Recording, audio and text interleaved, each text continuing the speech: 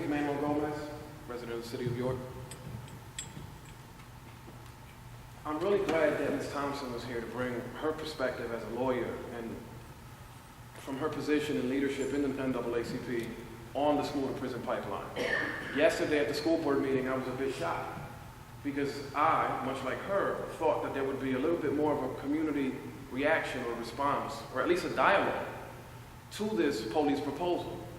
And just so that people know, there is a membership of the general public here, for example, Lee spoke, and I'm so glad you're having a good experience this year with your child in the schools. That's wonderful to hear. I can see that a lot of these efforts are really taking effect as we sit here today, and they're progressing. That's a good thing. But as I said, I share the concerns that Ms. Thompson raised. I've looked myself, along with other institutions that are currently looking at some of the statistics and implementation of police in schools here in York. And I'll tell you that just a few months ago, I looked at about a 90-day period in the city school district to examine just how much police activity was occurring, how many incidents were being reported and recorded in the police log. What I found was shocking. It would actually underscore what Ms. Thompson raised, and her concerns would actually be brought to light in a very real fashion.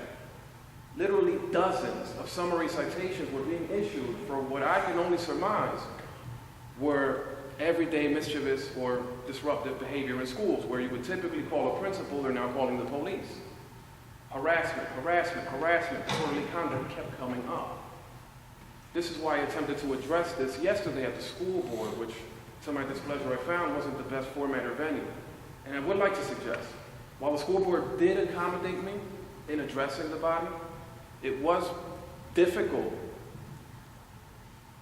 to relay some of my concerns as a member of the public, because the way your public comment system is set up at the school board level, where you have to provide 2 days notice to provide public comment on items that are not on the agenda, and if you do want to speak and give public comment on an item that is on the agenda, you have to bundle all your public comment before the items are actually on the table, which takes away the public's ability to actually engage in any meaningful deliberation.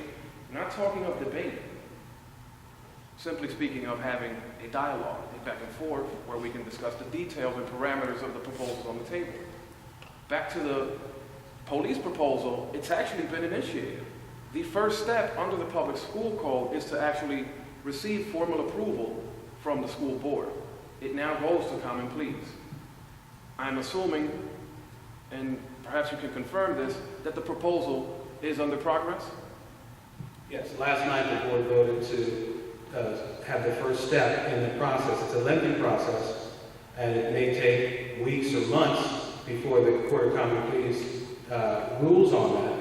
And then once that occurs, then the board will have to make a decision as to whether they want to continue moving forward. And I invite the community to please, and the board does as well, to come out to the board meeting to share your concerns.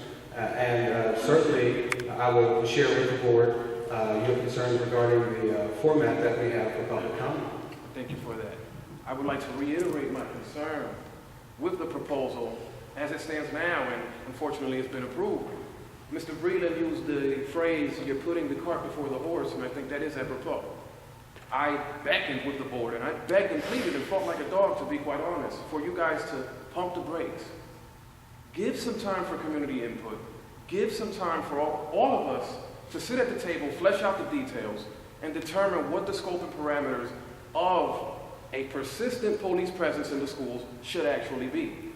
I do not want to see an increase in summary citations given to children for disruptive behavior. I tell this to you from a place of conviction as a troubled youth, who I can tell you was actually saved by that man himself, Michael Muldrow. Why?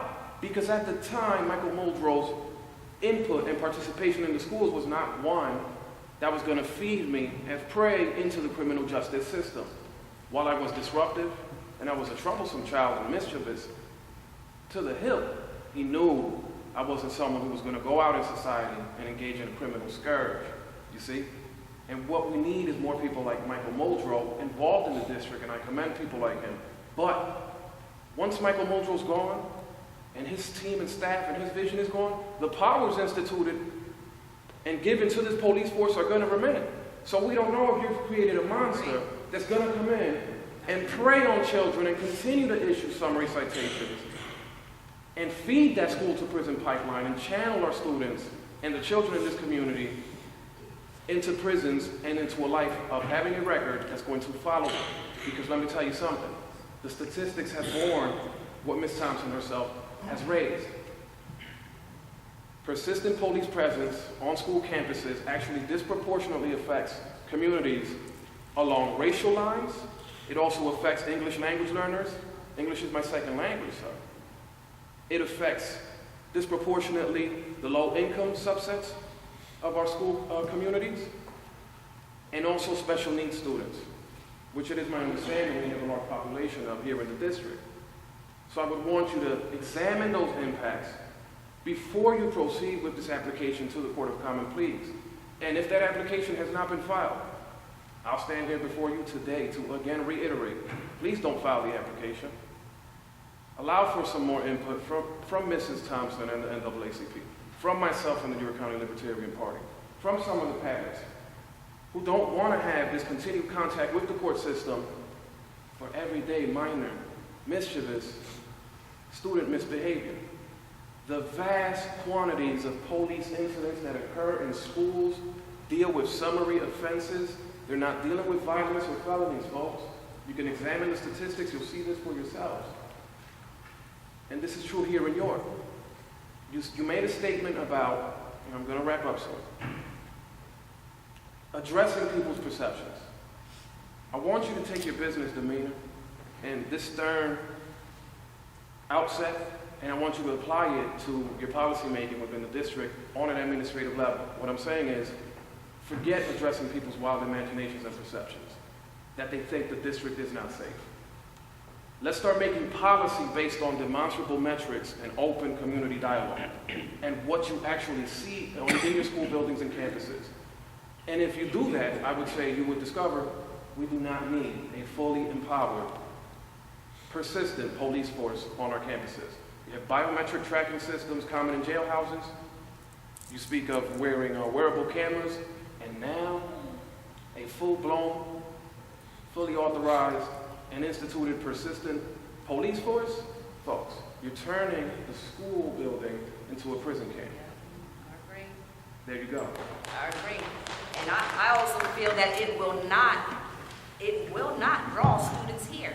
I do. Will not. I share her. It will not. The parent is saying that she feels it will not draw students in. And I think Mr. Muldrow made an observation that was very acute to me in conversation after yesterday's meeting.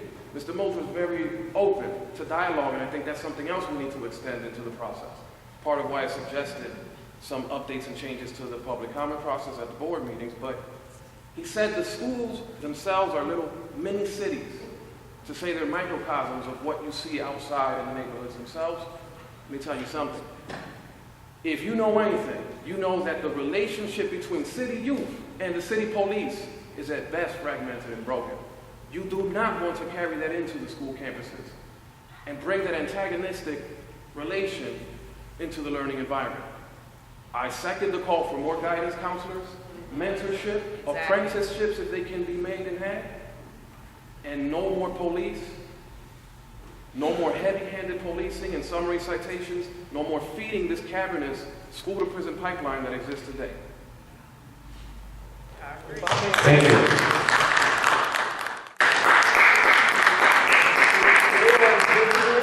And your teachers are as engaged, don't bring police in, they know how to deal with children. I don't think that really we're looking at it as for us to deal with discipline inside, but we have external factors. And as you know, with the incidents this week, we have to protect ourselves and these children from external forces from coming in. And right now, what the security force has here from an external factor would be nothing. So any external force coming in or trying to get into the building, the only thing our security force can do is say, stop. So if I have to protect 1,000 kids from an external force without anyone to back us up, when we've done mock drills, a person with a gun. We stopped the intruder from coming in. But guess what it was?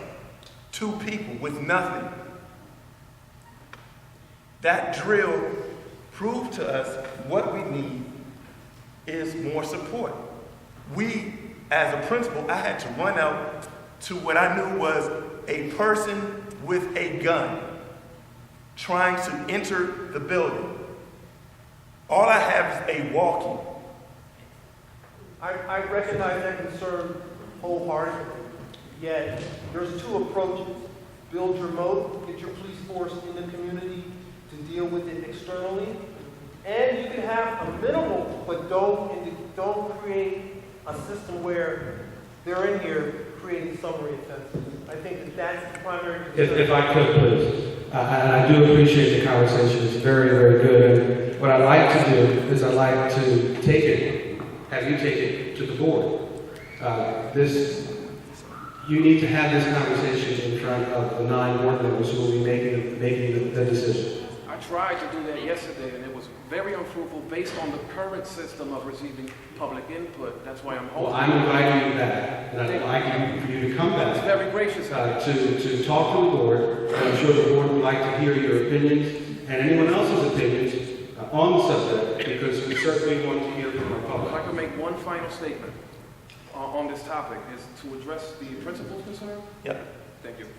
I would like to say that despite a lot of the media coverage and these mass shootings and the trauma that it brings upon the community and the nation as a whole, school campuses remain, to this day, thanks to your wonderful efforts, administrators, school teachers, guidance counselors, principals, all across the board, one of the safest places for school children to be.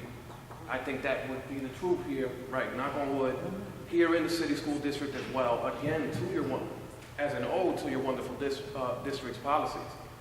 We can continue that, and I say let's not get lost in the national fervor and security state being built up and feed our children to the fire in the process. Let's just be diligent and very scrupulous as we move this along. Thank you again for your comments.